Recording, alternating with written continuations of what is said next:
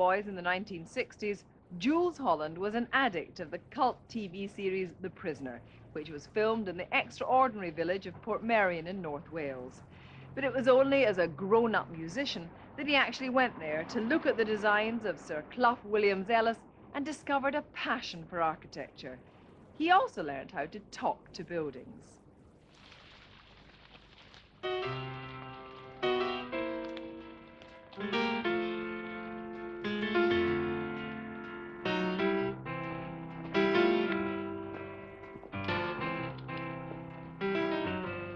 So the question that a lot of you are probably asking yourselves is, hey, what does he know about architecture? He's a pianist.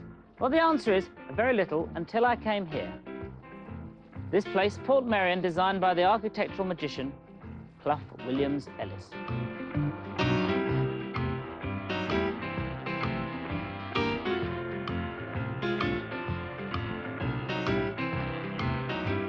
Sir Clough Williams-Ellis started to build Portmeirion in the 1920s, and one of the beautiful things about it is its apparently random layout, because he sort of made it up as he went along. It kind of proves the one thing that the ancient architectural experts, like Palladio, tell us, and all estate agents, that it's all in the 3 L's. That's location, location, location, and location. Overall, it's like lots of giant garden ornaments placed around a beautiful, surrealist sort of dream landscape. And everywhere you go, there's lovely places where you can sort of have a nice view out. And that's what it's all about, having a view. So I'd stand here and have a view. Let me point a few things out to you, if I may. For instance, this little square here. Charming little square. It could be anywhere, because there's Kentish weatherboarding here. If we just go that way again, look, strange figure here, a mystery, theatrical type of figure, I think we could call him. See the people in? Human scale. Lovely arch there, Italian sort of arch. Kent, Italy, the whole thing, all my favourite places rolled into one. And this Mediterranean colouring and the sort of wrought iron bits. And if we look at a little urn there, you see, up, please, you can see this Italianate tower, and surmounted at the very top by this Christopher Wren-style weather vane that can be seen on many of his buildings. It may even be one from one that was pulled down, who can tell? That's the sort of thing that Clough would have collected. So Clough Williams-Ellis, who sadly died in 1978, was the, I've been waiting to say this for a while, the doyen of classical illusionists. If you are, for instance, presented with a great big plain wall with nothing on it, why not enliven it by painting a few windows on it? Nothing here is quite what it seems.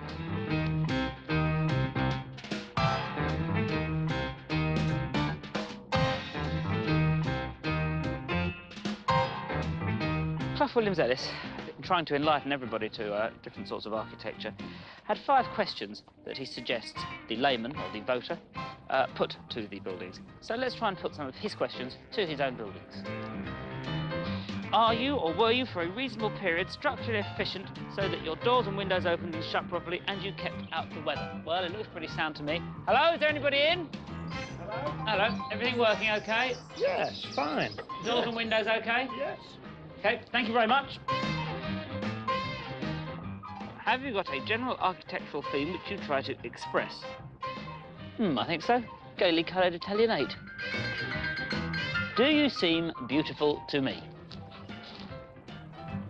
If not, did you at any rate seem beautiful, not merely correct or expansive, to those that built you? Well, I'm sure it did. It's very beautiful. And it is, after all, just a simple parade of shops.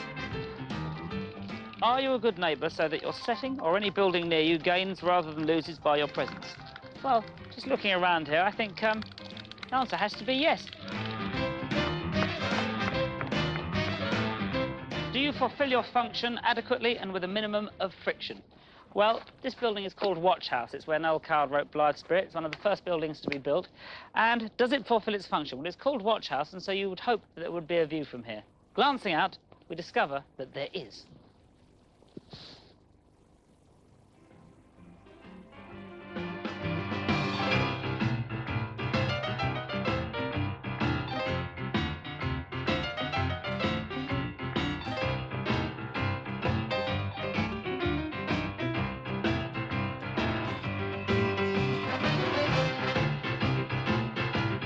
Right, I think let's take a break and look at some of my dirty pictures. Here we are. Here's a rather grubby, hardcore picture that I've made myself of this building here.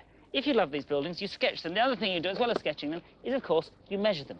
And in measuring these buildings, one of the things I have understood is that they're all on a rather small scale, which adds to their charm. This, you see, these are only 2 foot across, these bits here. The whole thing only about 30 foot across. And also, what sort of a purpose does this building have? Well, it's to make speeches from. It's a gloriette.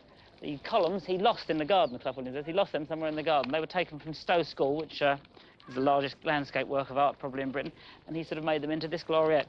And there we are. So if you were a sort of a budding Mussolini or something, wanted to make a bit of a speech, pop up there. I'm not, so I'm going to move over here.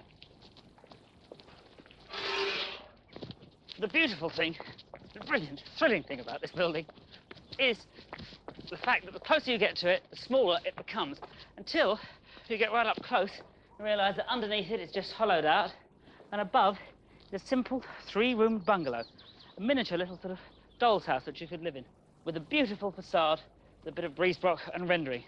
Beautiful, I think. One of his intentions in building this place was to open people's eyes to architecture. The average man or woman in the street like myself that didn't have a clue would suddenly be inspired to go and look and investigate more, and that's what I've done. Perhaps if you'd care to join me in my London office, I can explain further.